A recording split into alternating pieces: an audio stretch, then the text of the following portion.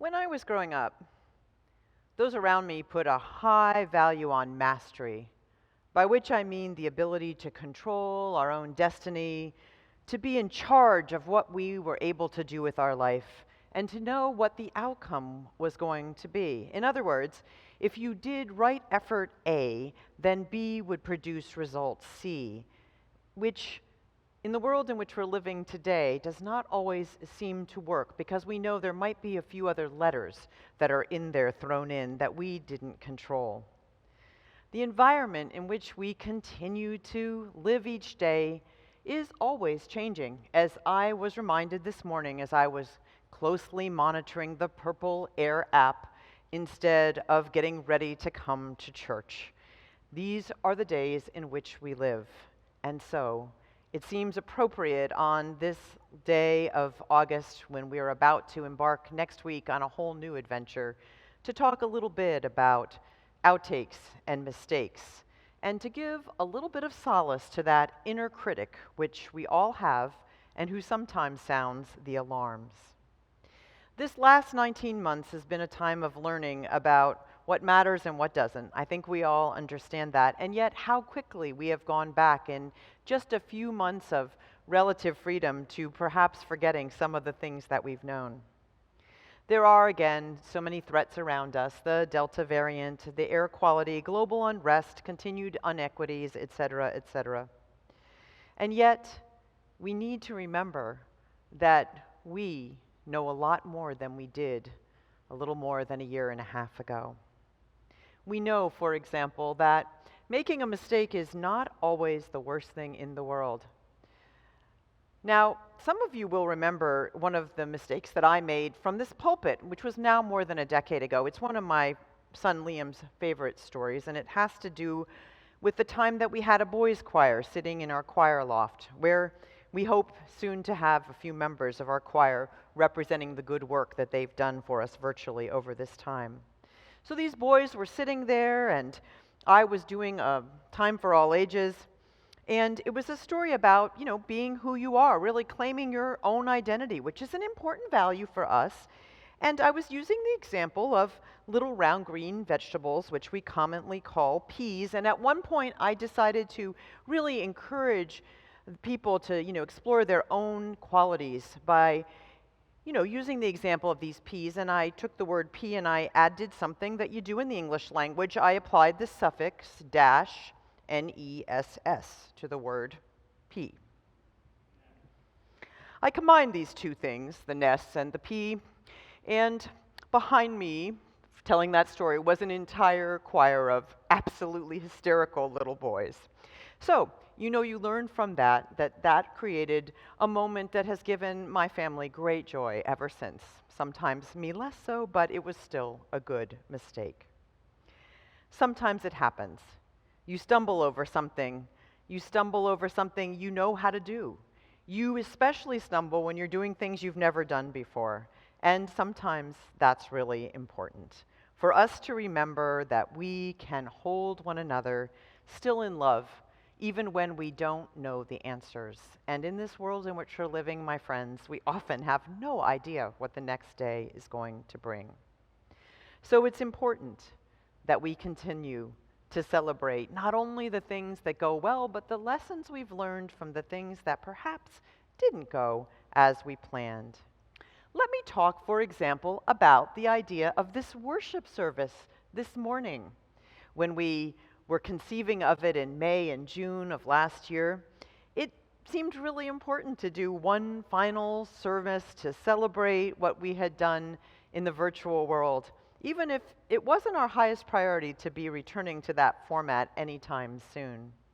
The places we have gone, to paraphrase the title of one of Dr. Seuss's books, which is still being published, we knew that we would be poised to return to our campus, as we still are, with some modifications next week, and we thought this would be a great way to celebrate it. And it is, even though we aren't returning in the same way that we anticipated that we would, because over the summer conditions changed, and we had to rethink some of what we were doing. It was important still to celebrate what we've learned and all the different things that we will take forward that will not be something we did once during a pandemic, but some new ways that we have learned that we will continue to do.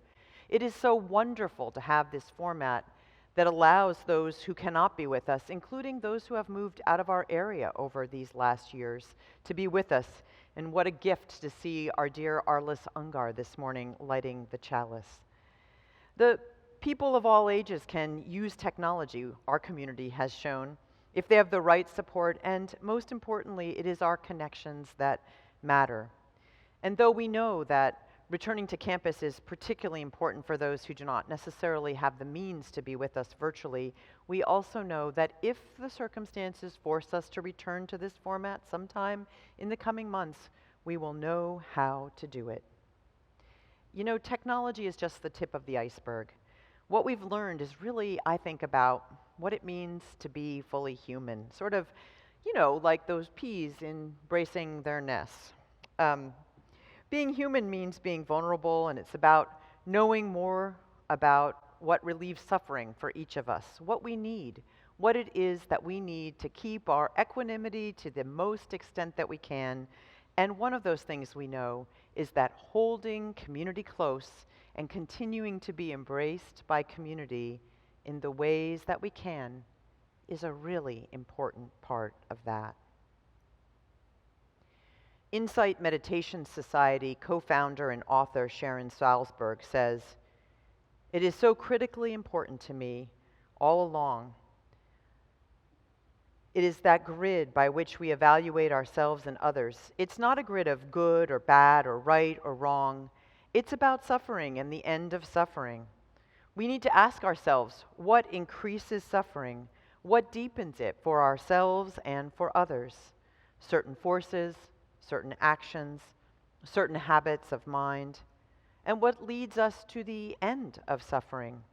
That sense of connection instead of isolation, clarity instead of confusion, and it's how we look at it all.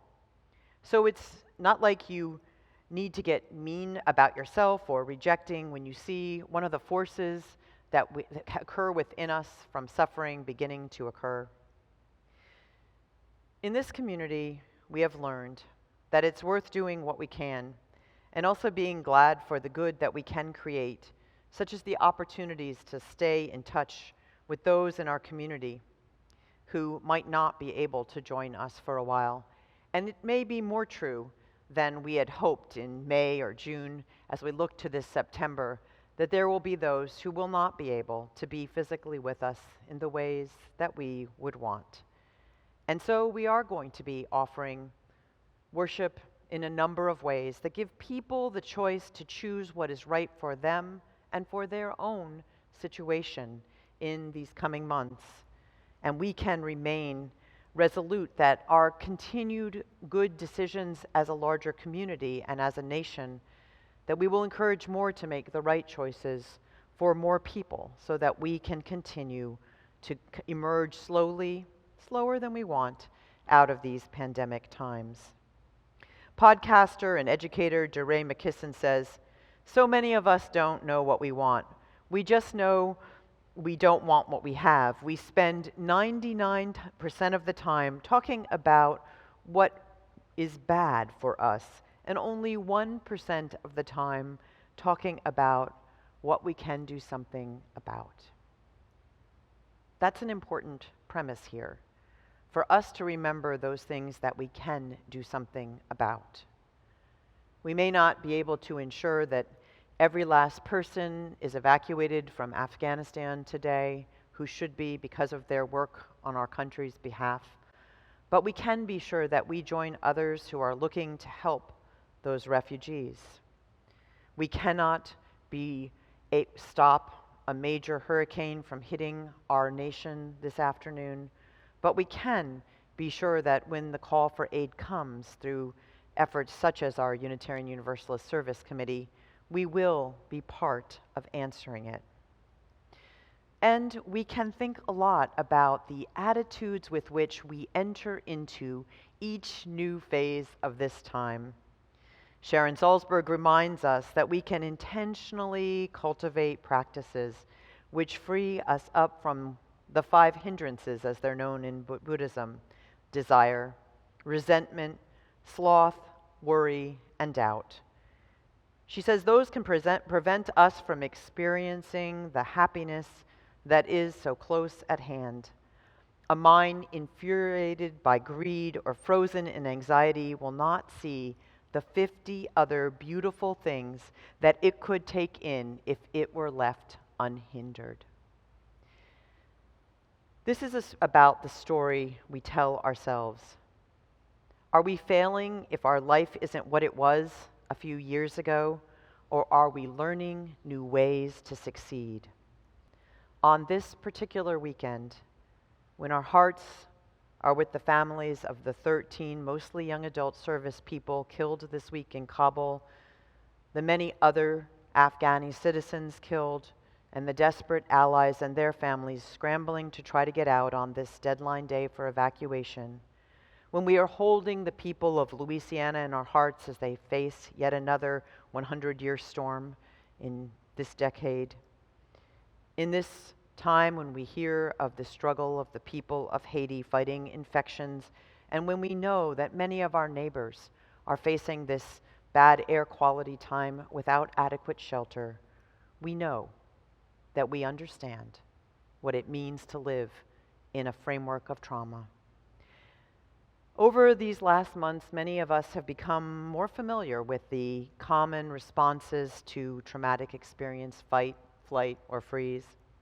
Fighting is the action of striking out to release some of the bad feelings we don't want to deal with, maybe fear or sadness, grief. Flight is our escapism of trying not to focus on what's happening around us so that we don't have to feel those same feelings, especially fear. And freeze is the one that Sharon Salzberg confesses is her most common: shutting down completely and going numb so that it's hard to get anything done, so that we don't feel at all. Many in these years of trauma have decided to add various other Fs, and many of them are not supported by the psychological truths and research. Since I'm not a psychologist, I will not add any more Fs from a psychological standpoint, but I will add one that I think is really important from our work together as a faith community, and that is the word faith. Before I activate all you fighters out there, let me say that I don't mean blind faith, that kind of I'm going to stay in my house and weather this hurricane because God will protect me kind of faith, or the one that we heard from a prominent religious leader this week, that God needs us to take off our masks because God can't, an omnipresent God can't hear prayers when people are masked, which is an interesting thing. I'm not talking about that kind of faith. I'm talking about our particular legacy of faith, which says that we must be active partners in creating good, that we must do what we can, do our part, and then let it out there and let what else happens happen, and then accept where it goes. That kind of faith will be important in these next weeks.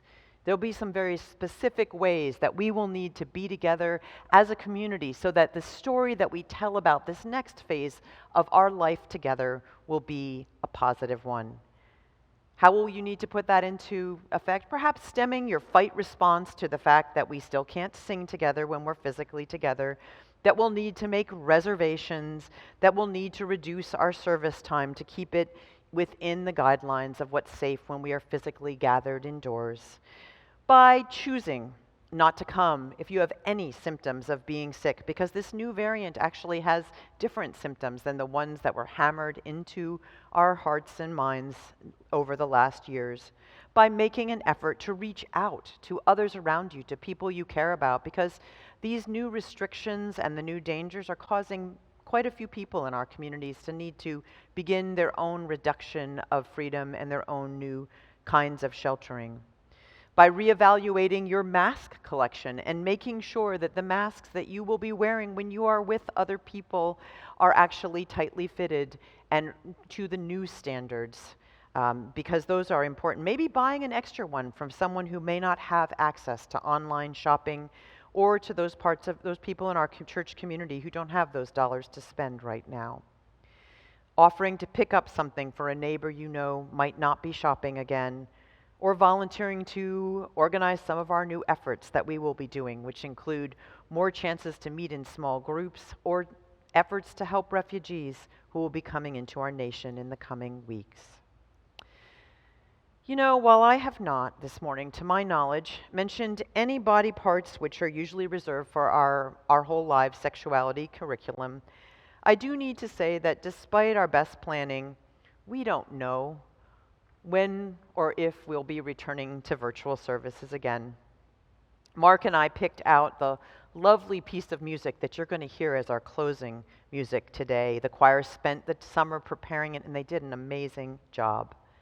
And yet, this week, Mark and I decided that we would add The Gambler to our musical repertoire because, you know, it's really true that in these times you got to know when to hold 'em and know when to fold 'em. And actually, sometimes it's not even very clear.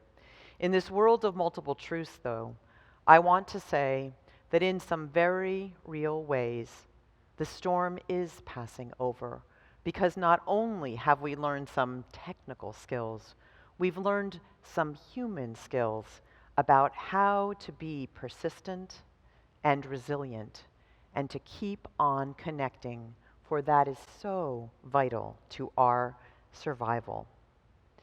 We've also learned together to go with the bloopers and the outtakes.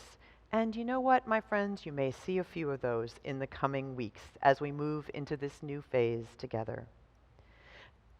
Just as the family of Dr. Seuss decided themselves to remove some of his works that portrayed racist images of Asians, but to keep publishing the ones that continue to bring joy in other ways to people, such as the Oh, the Places You'll Go. We need to keep the skills of holding what is valuable, and as the narrative is changing around us, to let go of the things that we need to let go of. Together, let's keep telling this story that we will do what we can and we will hold one another when sometimes the outcome isn't what we wish. We will let go of what we can't control.